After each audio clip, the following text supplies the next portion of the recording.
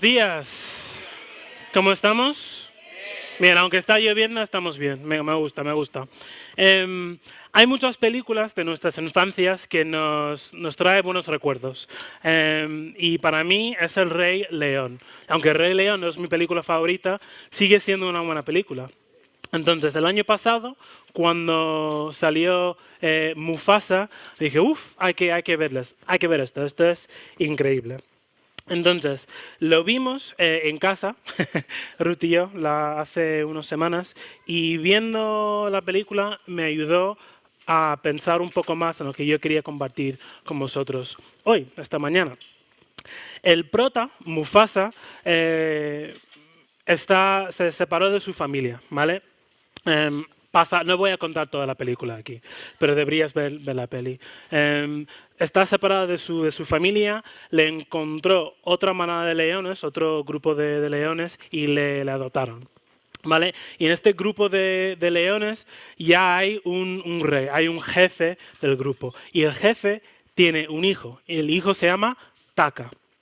Pero el rey del grupo, el rey de la manada, dijo, mira, estoy tan emocionado porque mi hijo va a ser rey. Entonces, sigue entrenando a Taka, sigue enseñando a Taka, sigue diciendo a Taka, esto es lo que tienes que hacer, esto es lo que tienes que decir, así es como tienes que actuar.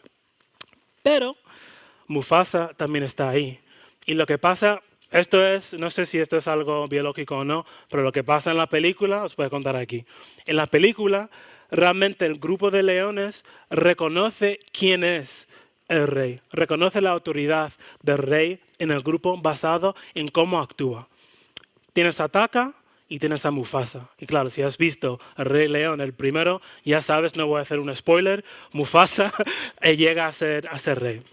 ¿Vale? Entonces, pensando en eso, pensando en autoridades, pensando en negando y dejando autoridades y responsabilidades, ahí quería empezar esta mañana hablando de esta película. ¿Por qué? Porque da mucho paso a lo que vamos a hablar para el resto de la mañana. Pero antes de nada, voy a orar. 1, para calmar mis nervios y 2, para entregar este tiempo al Señor. Padre Celestial, te damos gracias por este día. Te damos gracias por la lluvia, te damos gracias por la oportunidad de poder levantarnos, Señor, y venir a familia, a venir a la iglesia, Señor, y escuchar lo que tú tienes para nosotros esta mañana. Señor, yo te pido por cada corazón que está escuchando este mensaje, Señor, que sea no mis palabras, que sean tuyas, Señor, que tú puedes utilizar cada momento de esta mañana, Señor, tanto el estudio bíblico como el tiempo de alabanza para tu gloria. En tu nombre oramos. Amén. Hace una semana Rubén dio el estudio y dijo algo que daba paso perfectamente para el estudio de hoy. Entonces, hoy Rubén te voy a citar. Rubén dijo esto: lo que hace Jesús no es darte la respuesta, sino obligarte a pensar y confrontar tu conciencia. Te obliga a sacar a la luz lo que hay en tu corazón. Lo repito, lo que hace Jesús no es darte la respuesta, sino obligarte a pensar y confrontar tu conciencia. Te obliga a sacar a la luz lo que hay en tu corazón. Y me encanta esto porque es exactamente lo que Jesús está haciendo en nuestro capítulo de hoy. Esta mañana vamos a estar en el capítulo 12 de Marcos. Y antes de nada, me gustaría recordaros una cosa. El Evangelio de Marcos en general, el propósito de Marcos es lo siguiente: es compartir las buenas noticias con sus lectores y mostrar a los que están leyendo, a los que están también escuchando, quién es Jesús. Mostrar que Jesús sí es el Mesías, que sí es el Hijo de Dios. Su meta no es contar toda la historia de Jesús. Su meta no es contar en cada paso lo que hizo. Su meta es mostrar exactamente quién es el Mesías y que esa persona es Jesús. Así que hoy nosotros vamos a centrarnos en 5 episodios con preguntas de confrontación, ¿vale? Que Jesús tiene tanto con los escribas, con los fariseos y con los saduceos. Es una confrontación, una conversación que él tuvo justo nada más de llegar a Jerusalén. Como contó Rubén la semana pasada, estamos en esta parte de Marcos, estamos en la última semana antes de la crucifixión de Jesús. Entonces, si estáis pensando en domingo, lunes, martes, miércoles, en Marcos 12 estamos en martes, ¿vale? Sí, muy fácil de recordar. Y algo que quiero comunicar con vosotros es lo siguiente. Yo he dicho que vamos a analizar preguntas de confrontación. Algo que tenemos que recordar es esto. Aunque cada confrontación es un tipo de conversación, no cada conversación es una confrontación. ¿Me hago entender? Cada confrontación sí es un tipo de conversación, pero no cada conversación es una confrontación. Y aunque hay 5 episodios que vamos a mirar hoy, realmente hay 6. Rubén daba paso al primero la semana pasada, al final del capítulo 11, y hoy nosotros vamos a tocar los 5 primeros, ¿vale? Y en estos 5 episodios Jesús llega a la raíz de la situación y destapa algo que no solo se habla directamente a nuestros corazones, pero va directamente a nuestras almas. Pues vamos a ello. Ahí está. Marcos 12, vamos a cubrir Marcos 12, 1 a 37. No vamos a leerlo todo, pero sí vamos a sacar ciertas partes de estos versículos. ¿Puedes? Episodio 1.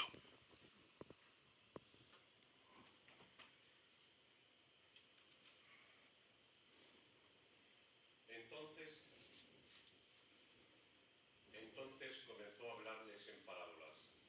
Un hombre plantó una viña y la cercó con un muro, cavó un estanque debajo del lagar y edificó una torre. La arrendó a labradores y se fue de viaje. Al tiempo de la vendimia envió un siervo a los labradores para recibir de los labradores su parte de los frutos de la viña. Pero ellos, echándole mano, lo golpearon y lo enviaron con las manos vacías. De nuevo les mandó otro siervo, y a él lo hirieron en la cabeza y lo trataron vergonzosamente. Y envió a otro, y a éste lo mataron, y así con otros muchos, golpeando a unos y matando a otros. Todavía le quedaba uno, un hijo amado, y les envió a este último diciendo: respetarán a mi hijo. Pero aquellos labradores se dijeron entre sí: este es el heredero, venid, matémosle y la heredad será nuestra. Muchas gracias. Después de la conversación con los principales sacerdotes y escribas, Jesús cuenta una parábola. Y lo que hace esta parábola, y como en realidad lo que hace todas las parábolas, es lo siguiente: es algo maravilloso, porque nos invita a reflexionar y nos invita a confrontar nuestra propia conciencia y muestra lo que verdaderamente está en nuestro interior. Y en el pasado, Jesús contaba estas parábolas tanto también a sus discípulos como a los demás. Y aquí tenemos uno. En cada parábola, muchas veces después, los discípulos decían a Jesús: Jesús, por favor, explícame un poco más lo que decías, porque no entiendo exactamente. Realmente a veces hay verdades ocultas para los que realmente quieren escuchar y quieren oír lo que Jesús quiere compartir a través de la parábola. Pero aquí Jesús no oculta nada. Jesús dice directamente lo que hay y los fariseos y los saduceos y todos los que están escuchando, ellos entienden exactamente lo que Jesús ha dicho. De hecho, al final de todo dice: Él había dicho la palabra contra nosotros. Jesús comienza la palabra de forma muy similar a una canción que se llama Cantar de la Viña, que está en Isaías 5. La letra habla de la imagen de una viña que representa Israel. Tanto el cántico como la parábola, los oyentes que estaban ahí hubiesen reconocido exactamente lo que Jesús estaba diciendo al principio. El dueño representa a Dios, quien planta Israel, la vid. Y la protección y la defensa era el muro. Cavó un estanque que representa la expectativa que esa tierra iba a dar fruto, un fruto espiritual anticipada de Israel. Y por fin establece un torre de vigilancia que simboliza el cuidado de Dios y la responsabilidad de los líderes para proteger y nutrir el bienestar del pueblo. ¿Hasta aquí bien? ¿Sí? Fenomenal. Los labradores simbolizan los líderes religiosos de Israel, encargados de cuidar al pueblo de Dios. Ahora bien, los problemas surgen cuando el dueño quiso cobrar la vendimia, los frutos de la tierra, y los líderes religiosos empezaron a creer que el fruto y esa tierra era suyo. Han dicho, esto es mío. ¿Van a venir gente para cobrar? No, yo voy a matarles, vamos a hacerles sufrir. ¿Por qué? Porque realmente esto es mío. Cayeron en la tentación de creer de que todo lo que Dios ha dado a ellos para administrar era suyo. Y si nosotros no tenemos cuidado, nosotros también podemos caer en eso. Nosotros también podemos caer en el hecho de que Dios me ha dado el poder y la habilidad de ser un líder en este grupo, de ser profesor, hay muchos profesores aquí, por eso estoy utilizando este ejemplo, de ser profesor de esta clase, de ser jefe en mi trabajo, o simplemente de ser jefe de 2 o 3 personas. Y a veces, de forma muy sutil, lo que hay en nuestros corazones comienza a desbordarse en la forma en que hablamos nosotros. Decimos, esto es mi célula. No cualquiera puede venir. Esto es mi clase. ¿Qué padre me puede decir cómo debería educar a estos niños? ¿No son profesores? ¿Quién se cree que es para decirme cómo operar en mi propio ministerio, en mi propia vida? A veces somos un poco posesivos con lo que inicialmente no es nuestro. Israel no pertenecía a los líderes religiosos. El pueblo de Israel pertenecía a Dios. Y supuestamente el trabajo de los líderes era cuidar del pueblo. Han rechazado una y otra vez a los mensajeros que Dios ha mandado, los profetas. Y ahora bien, están en un punto de rechazar al propio Hijo de Dios, Jesús el Mesías. Y en el fondo los líderes religiosos estaban resentidos por lo que Jesús estaba enseñando en ese momento. La historia continúa así. Y echándole mano, le mataron y lo arrojaron fuera de la viña. ¿Qué ahora entonces el dueño de la viña? Vendrá y destruirá a los labradores y dará la viña a otros. Ni aún esta escritura habéis leído. La piedra que desecharon los constructores, esa en piedra angular se ha convertido. Esto fue hecho de parte del Señor y es maravilloso a nuestros ojos.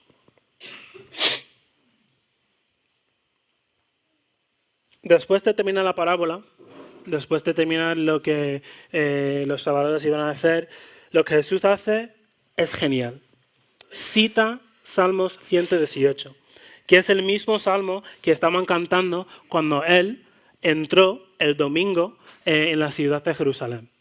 Y lo que Jesús cita son algunos, para ayudarnos a encontrarlo en Isaías, cita en algunos versículos antes lo que ellos estaban cantando.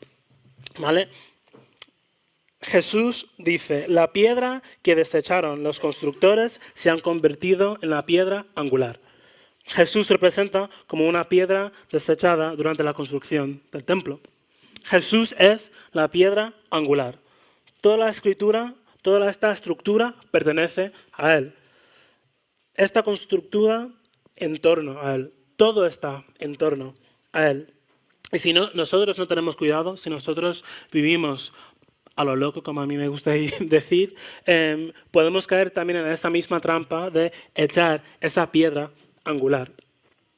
Creo que Jesús contó esta historia porque esto es lo que realmente se reflejaba, lo que los fariseos estaban haciendo cuando hicieron la pregunta al final del capítulo 11. Cuando ellos preguntaron, ¿con qué autoridad haces estas cosas? ¿O quién te dio la autoridad para hacer esto? Al final del capítulo.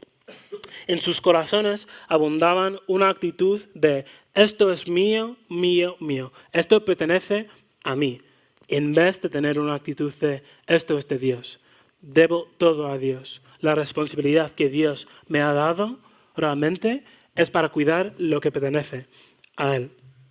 En estos versículos lo que nosotros vemos es una muestra de infidelidad, de responsabilidad.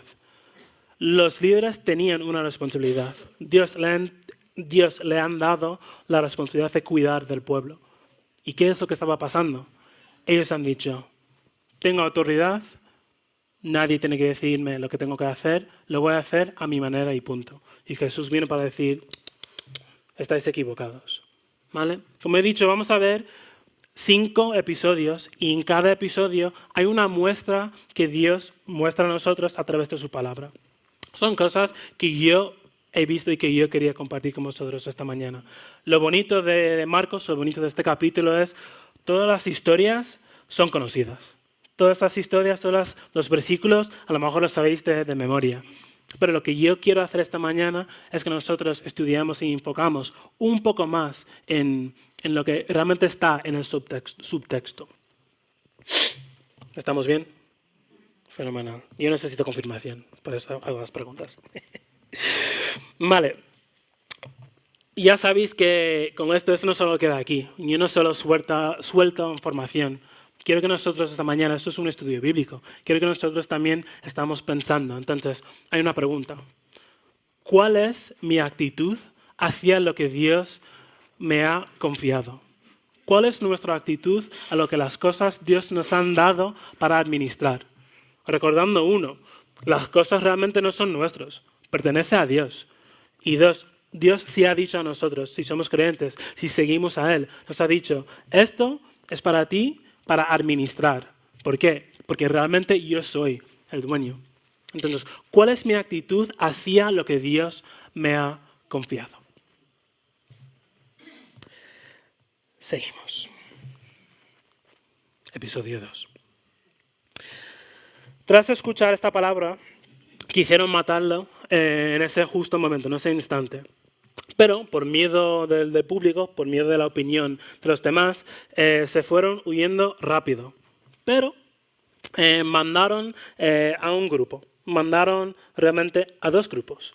2 grupos, los fariseos y los, quiero decir esto bien,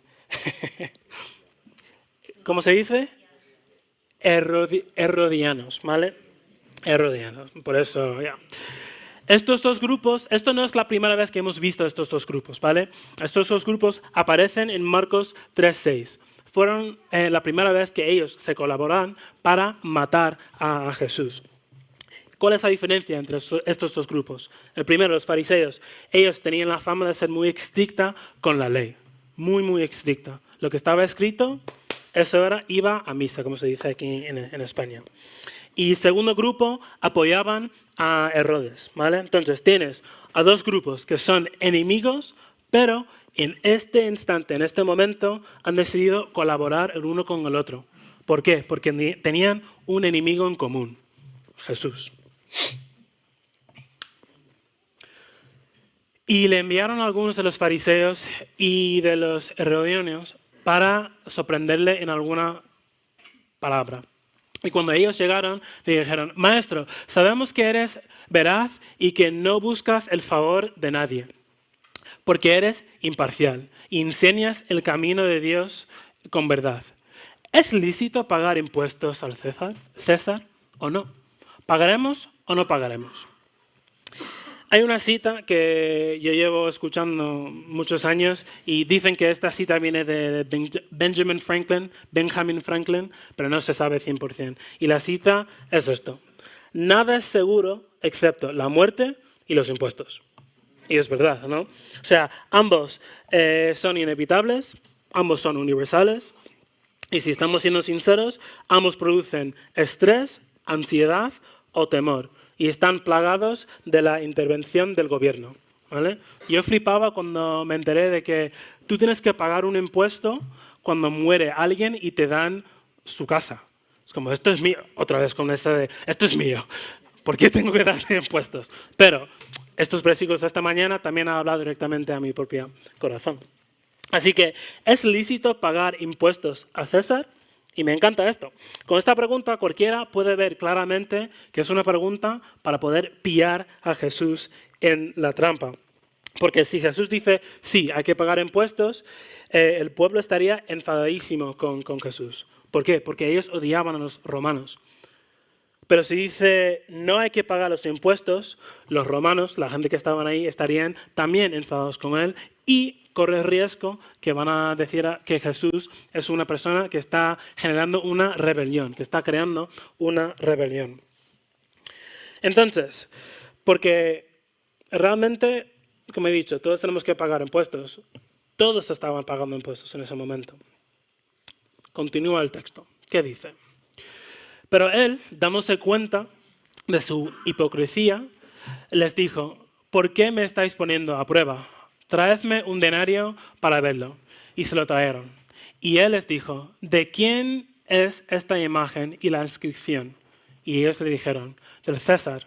Entonces Jesús les dijo: dad a César lo que es de César y a Dios lo que es de Dios.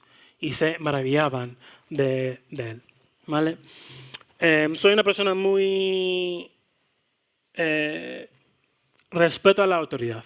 Si tú me dices, tengo que ir a 100... Bueno, esto es un mal ejemplo, no voy a 100 y 120.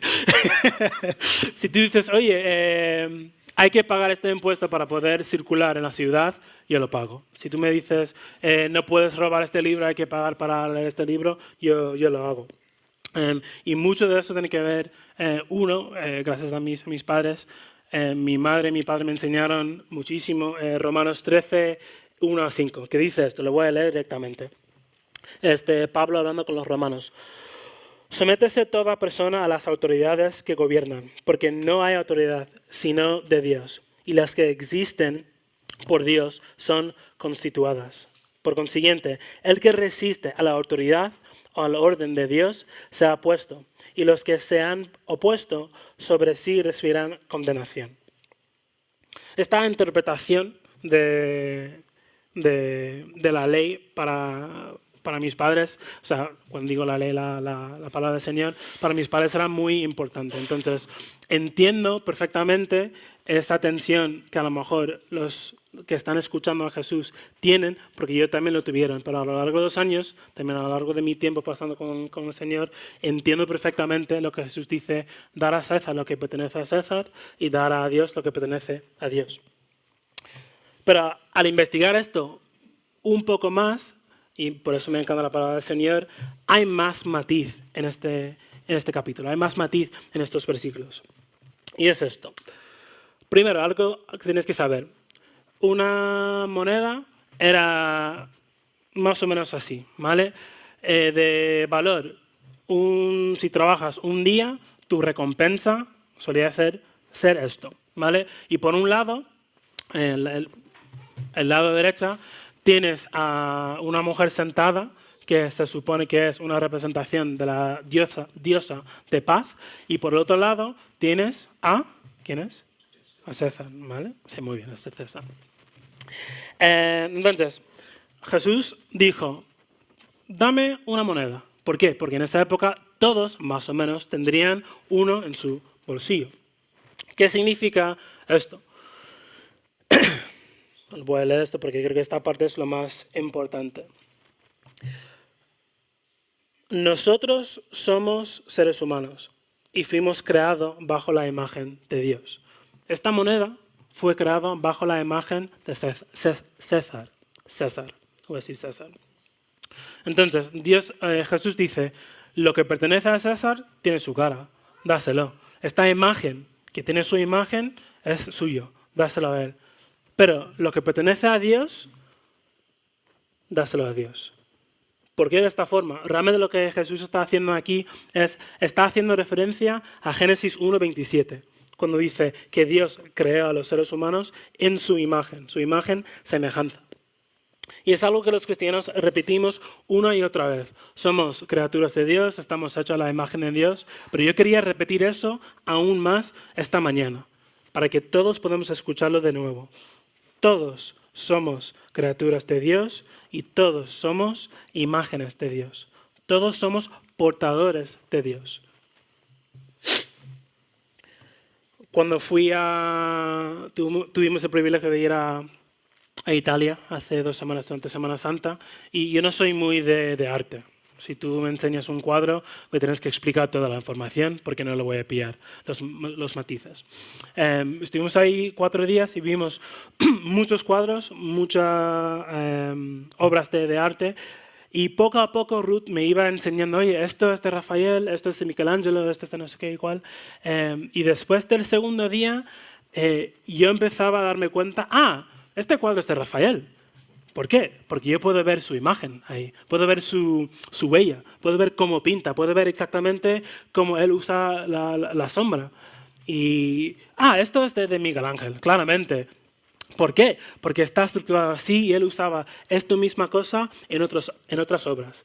La imagen del creador estaba dentro de su creación. Y esto es algo muy importante para nosotros.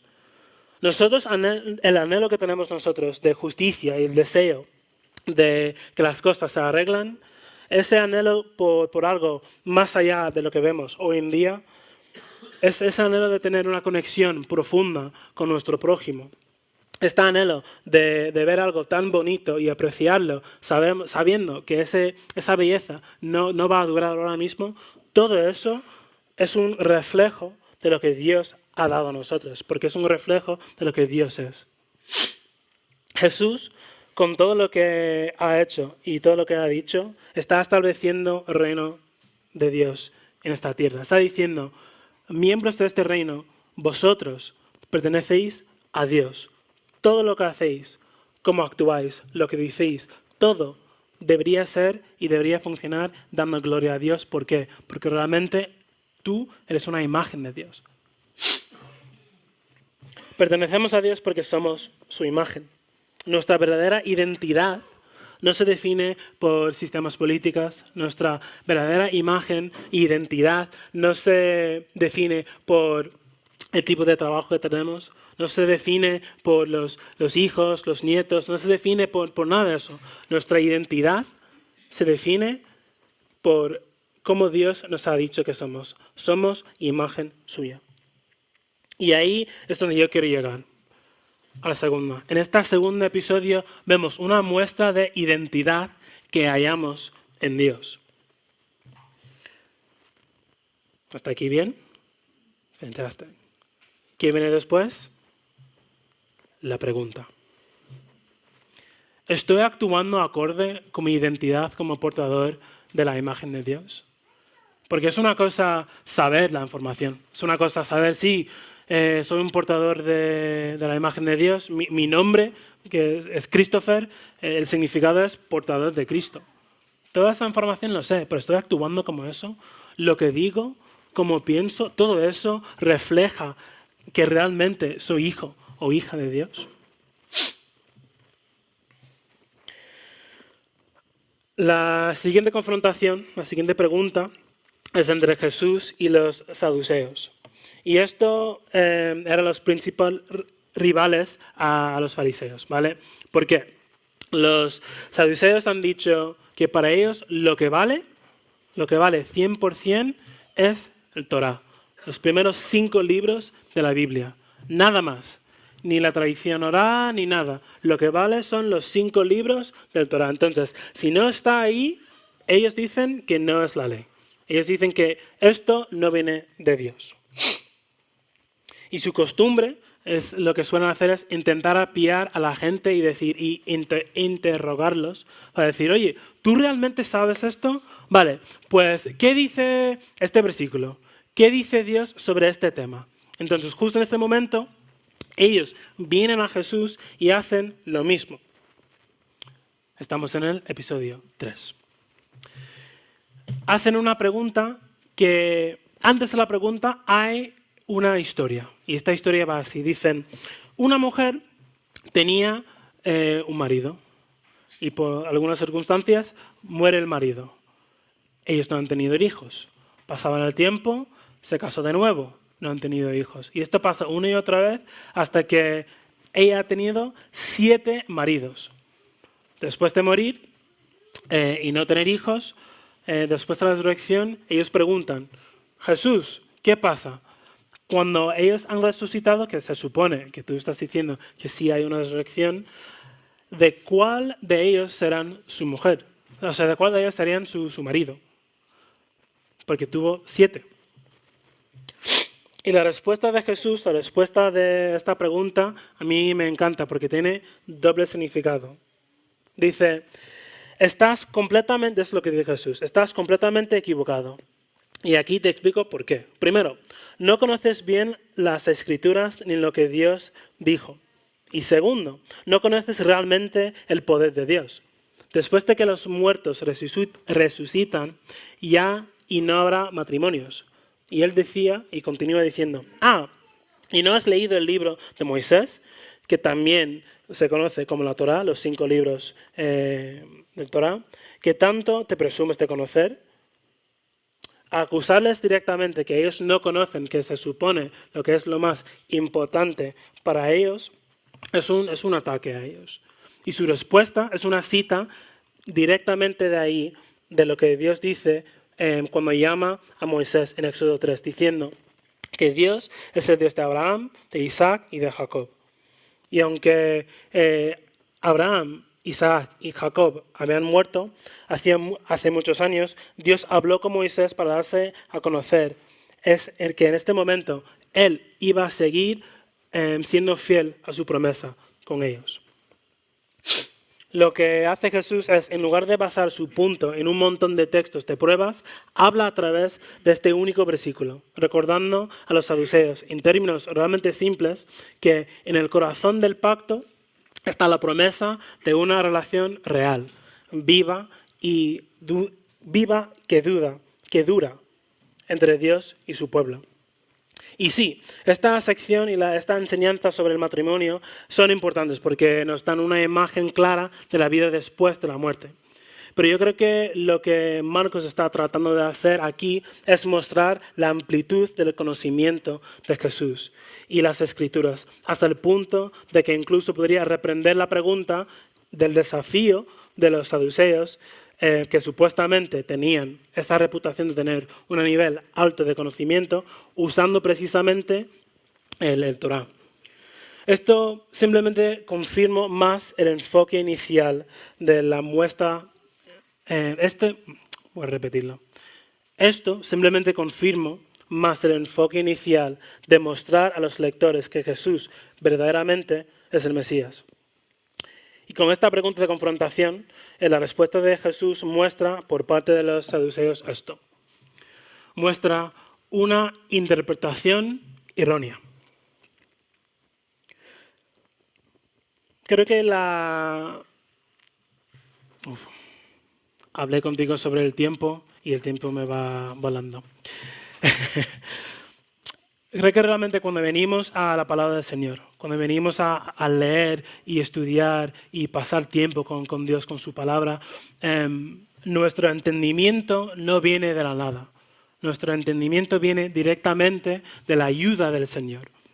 Entonces, tanto de la ayuda del Señor como tu corazón y cómo está tu corazón enfocado en ese momento, eso sí es la oportunidad porque nosotros podemos realmente entender lo que Dios está comunicando con nosotros. Así es como nosotros podemos interpretar bien la palabra del Señor.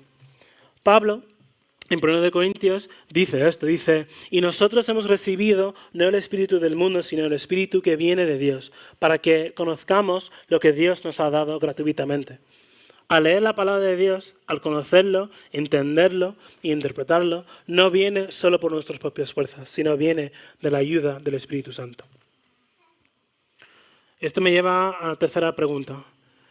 ¿Qué tan bien conoces e interpretamos la palabra de Dios? Porque es muy fácil coger el libro, decir, esto significa esto y ya está. Pero para realmente conocer la palabra del Señor, para realmente entender la palabra del Señor, faltan 2 cosas. Primero, tú tienes que estar presente e ir buscando al Señor. Y 2, necesitas sí o sí la ayuda del Espíritu Santo. Y esto nos lleva a la última pregunta de la confrontación en este capítulo, que realmente no es una confrontación, sino más bien una pregunta que provoca una buena conversación. Los motivos de esta pregunta parecen diferentes. Parecen que la pregunta realmente tiene detrás de ello confirmación de detalles. Entonces es así. Un escriba viene y pregunta a Jesús, Jesús, ¿cuál mandamiento es el más importante de todos? Y Jesús responde citando Deuteronomio 6, amando a Dios con todo tu corazón, con todo tu alma y con toda tu mente y con toda tu fuerza. Estas son las primeras líneas del Shama, la mayor declaración confesional y más importante en la religión del judaísmo. Pero Jesús no para ahí solo dando el mandamiento más importante, sino además da el segundo mandamiento más importante. En Levítico se dice, amar al prójimo como a ti mismo. No hay otro mandamiento mejor que estos dos. Amar a Dios y amar al prójimo es un resumen de las 2 tablas de los 10 mandamientos. Y la respuesta del escriba muestra un genuino aprecio y acuerdo con lo que Jesús dice. Al responder a Jesús, como responden los escribas, creo que fue una forma de suicidio. Porque realmente, antes de este momento, todos los que venían a Jesús querían pillarle. Querían decir, estás equivocado con eso. Pero en este momento, lo que va a decir el escriba es literalmente el contrario. Dice esto. ¿Qué respuesta tan maravillosa, maestro? Tan claro y precisa. Que Dios es un solo y no hay otro. Debemos amarlo con todo y amar al prójimo como a nosotros mismos. Eso es mejor que todas las ofrendas y sacrificios juntos. Y al contrario a las otras preguntas anteriores, Jesús queda impresionado. O sea, a diferencia de los demás, la pregunta del escriba no es para pillar a Jesús, como dije antes, sino para aprender más sobre él y aprender más sobre la ley.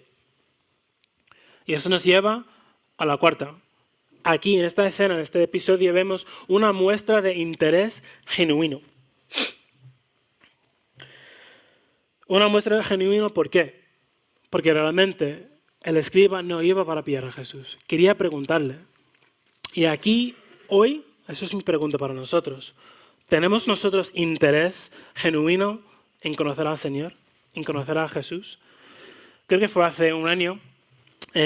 También tuve el privilegio de compartir aquí con vosotros un domingo y uno de mis sermones, una de mis partes era si venimos a la palabra del Señor con ganas, si venimos a la palabra del Señor para aprender, si venimos a la palabra del Señor para realmente estar ahí presente delante de Él y saber y conocer y rectificar aún más la relación que tenemos con Él a través de su palabra. Y yo veo la misma cosa en esto. El hombre vino a Jesús con un interés genuino. Y eso es mi pregunta para nosotros.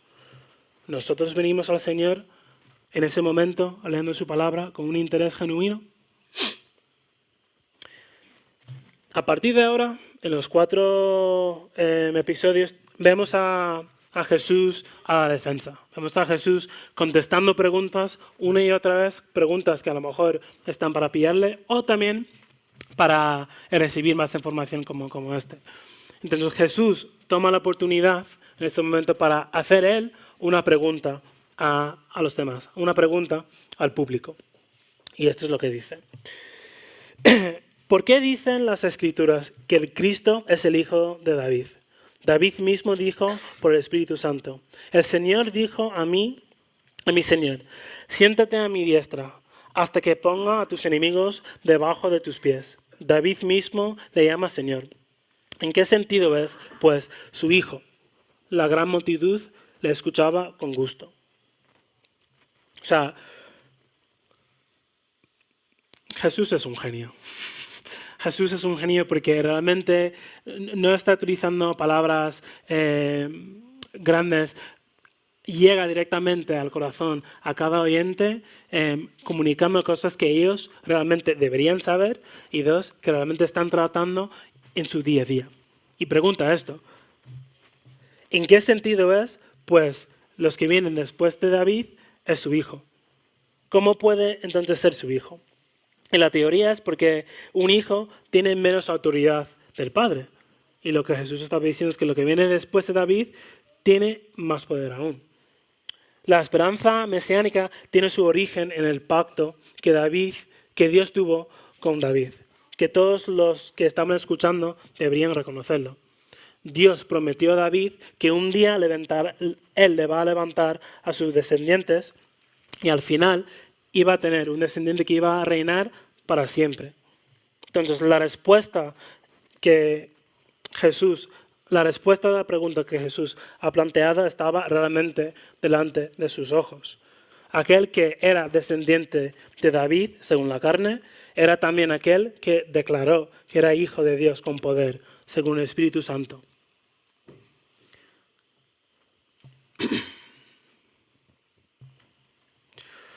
Una muestra de infidelidad, de responsabilidad. Una muestra de identidad que hallamos en Dios. Una muestra de interpretación errónea. Una muestra de interés genuino. Y la quinta, que es mi favorita, una muestra de irrefutable evidencia.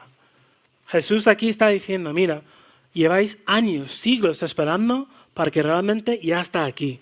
Soy yo. Yo soy esa persona.